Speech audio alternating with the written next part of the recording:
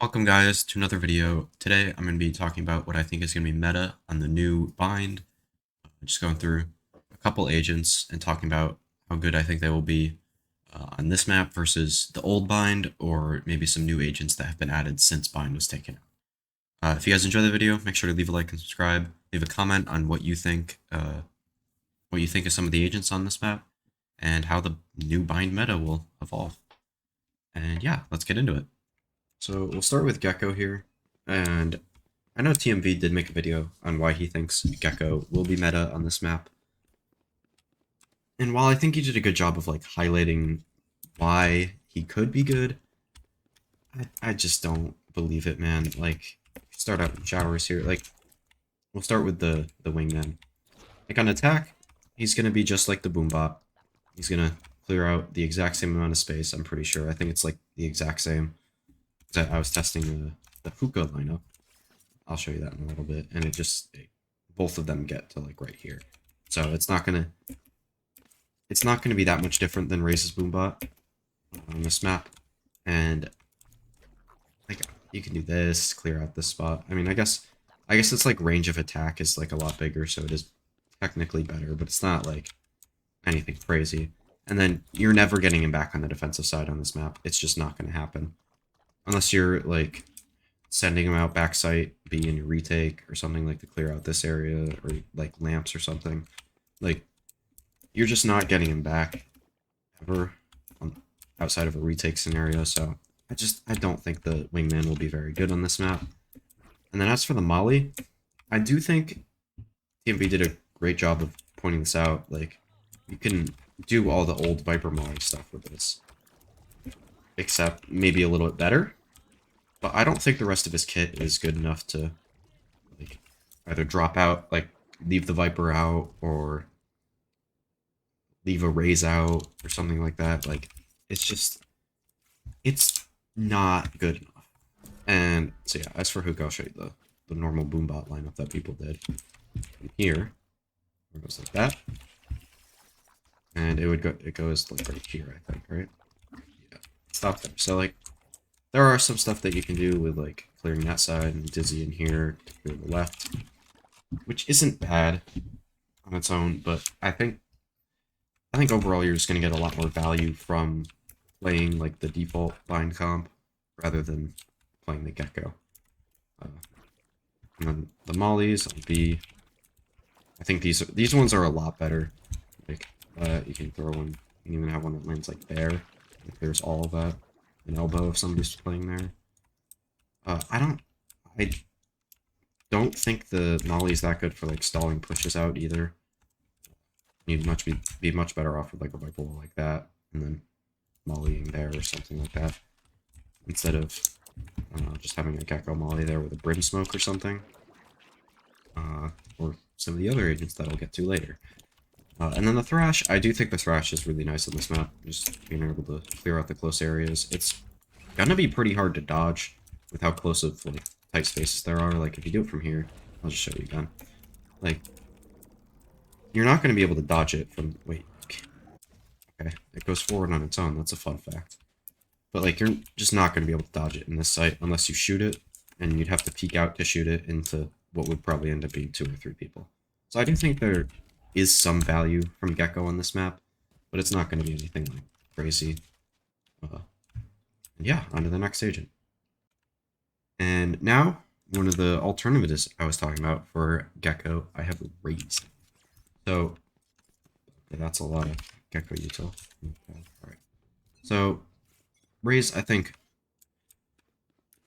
she's going to get the same amount of value that she would have if her Boombot was already nerfed when Bind was when Bind was still in the pool. So I do think she's going to be worse with the 5-second Boombot, but I like if you play like Sky and Fade with her, I think you should be fine. Or even play another Duelist, as I feel like you probably should, so you can get the op on this map, but I'll talk about that a little bit later. But like, I just still think all her util gets a pretty nice baseline of value on this map. Like that nade kind of stuff, and still do like the double satchels, which I think the satchels are definitely better on this map than like a jet dash or neon walling in and sliding and stuff. just still a really close quarters map, hard to dodge the raise nades.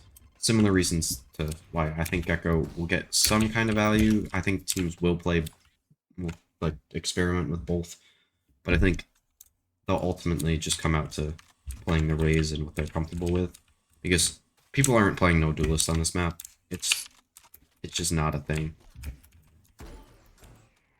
They did a lot of defensive side changes. I mean, some of the stuff that I didn't talk about, like this vent here, I don't think it's going to be that important. I think it's just going to be like a nice extra piece to help retake the site, because it was just impossible on this map. They could not do retakes.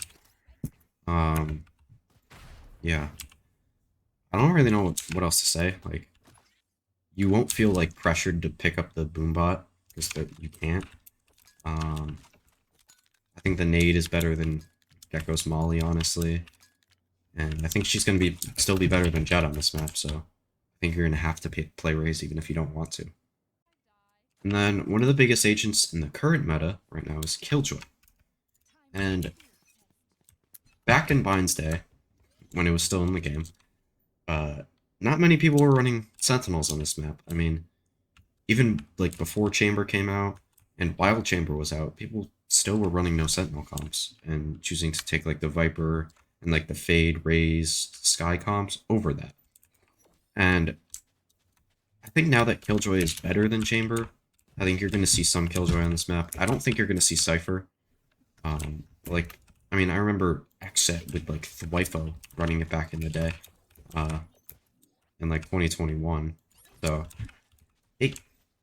she won't be bad. Like, I don't know, I'm just trying to envision some stuff like the double Molly setup, kill setup with the alarm bot and hookah would be good. The ult is pretty good on B site. Like, it forces people into this back corner in hookah, and also like I don't think they can. Can you see bomb from here?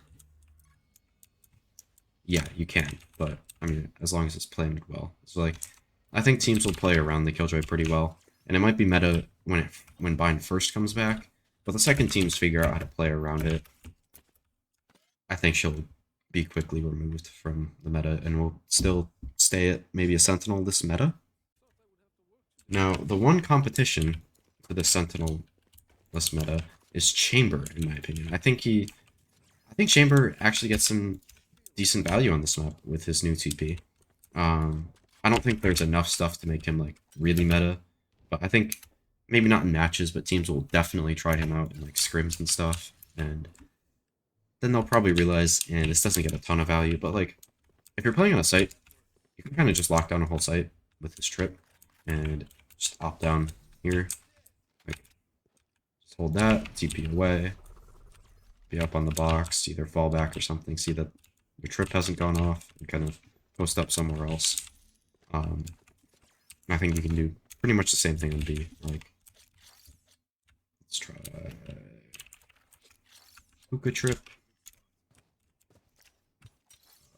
TP from like right there, and just hold B long like that. So I do think it limits you to playing on the long, like the long extremities and showers. I do think you can play in hookah with it. It's just not ideal. Not that it was in the first place. I mean, this is usually where Chambers put their traps anyways, and teams would just kind of give up hookah and fight elsewhere, if I remember correctly. But overall, I think Chamber will get a solid amount of value on this map. Like, I don't think there's really any... I am so lost right now. I mean, this is a decent TP spot for short, but like you could just easily get run down. If you want to just like play up in this corner with the TP, that you shoot. This one can be decent, so I don't think he'll be terrible on this map. I think this is probably one of current Chamber's best maps. But until he gets buffed, I really don't see him being like meta on any of these maps, especially with like you can't put the trip on another side of the map and then play there. Like, I think if they made the trip a little bit wider, yeah, like, see, it only gets to like here. You literally can't play with the trip on this side. So overall, I think this is one of Chamber's better maps, but he won't be meta on this map. And now the main part of this video, the agent that I think will probably be the best on this map is Harbor, who has come into the meta recently. His first tournament was lock-in, and after some buffs, he was kind of like, there's an entire meta built around him right now. It's him and Viper, usually, on like Icebox, Pearl, and stuff, and I think he's going to be really nice on this map. He's going to make it extremely hard to hop. I'm not very good with this wall, or like this wall, so I'm not going to be able to show you too much, but like you can do the Harbor wall down here. It makes it really hard to hop on long.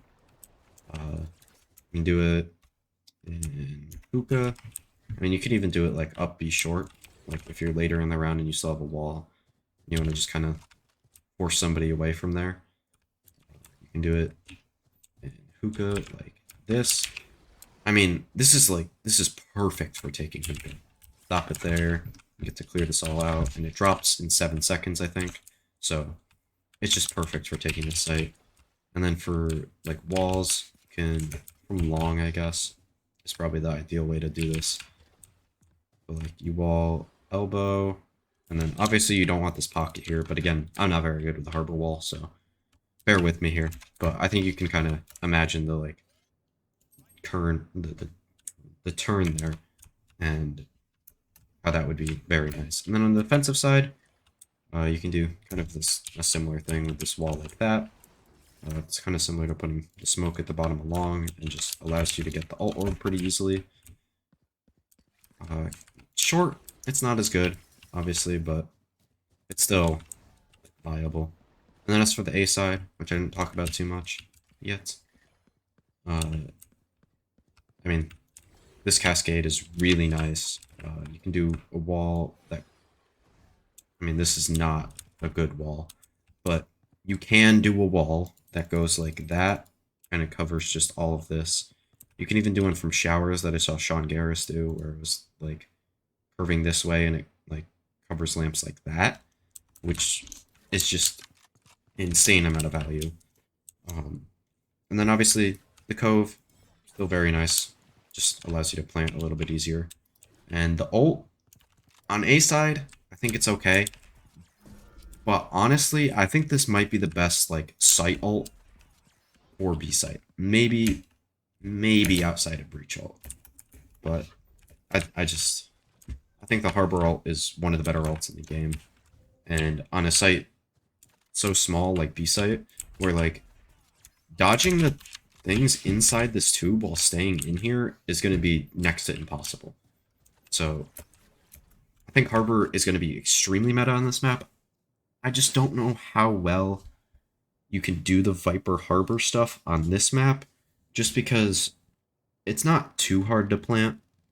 Like a lot of the plant denial stuff came from utility and like raises from like back here, chucking a nade onto default, and that'd kind of fuck you up. A brim molly coming in, a brim ult, which the cove can't stop.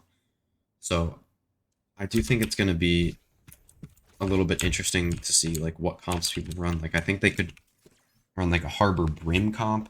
I don't think that would be terrible. You could run, you can run Harbor Viper, but I'm not sure how meta that will be. Like on Pearl, it's pretty easy to do because like Harbor wall, I guess you can cover the whole site on B and on A, but it's harder to do it on B and easier to do it on A, when usually the Viper stuff is just wall like that, smoke right there, walk up short, and then drop the wall and fight. So you can do that still and have the Harbor, like you could drop the wall like that, and then A site would be pretty easy to take with that. But on the B side, I don't know if I love it as much. Like I think the brim would be better here. I was originally thinking like, oh, maybe it's a triple controller map, which I'm not going to rule out somebody playing that, but I'm also not going to like act like it's going to be good or anything. Was it triple controller back in the day that Fnatic ran after Reykjavik? That was tragic. So that was with no duelist. Like triple controller plus Raze plus Sky. I could see that happening, but I'm not gonna. I don't think that will be meta.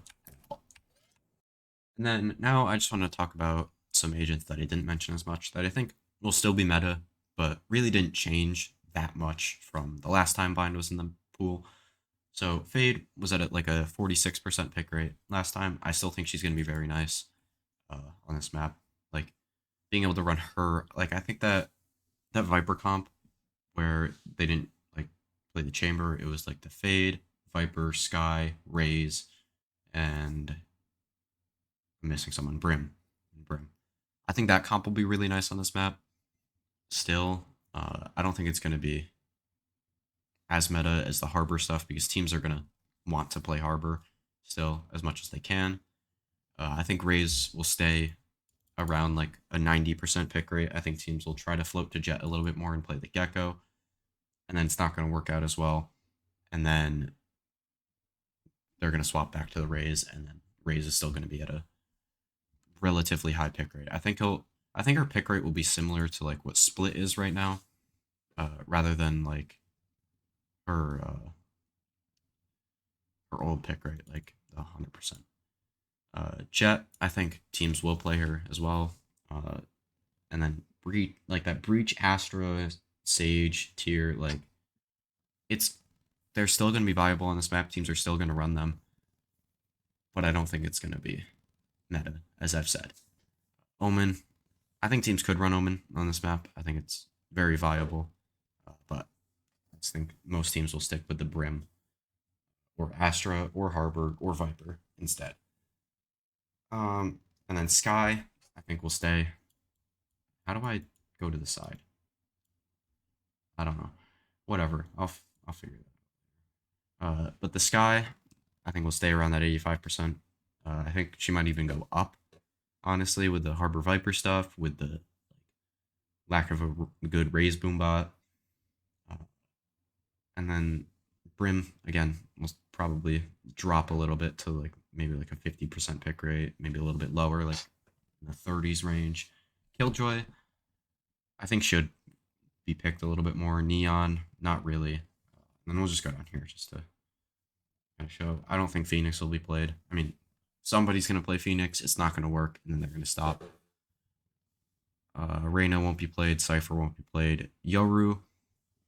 Actually, I do think Yoru got worse on this map with the TP change because, like, a lot of teams would like doing the showers crunches, and that's gotten a lot harder with like the TP being moved a little bit closer to showers, since like you don't know if they're going to be on the left side of you or in showers already, and you won't be able to crunch them if they're not in showers. So overall, I'm actually pretty excited about Bind coming back. I did hate it when it was in the game, but I've kind of began to tolerate it like right as it was going away.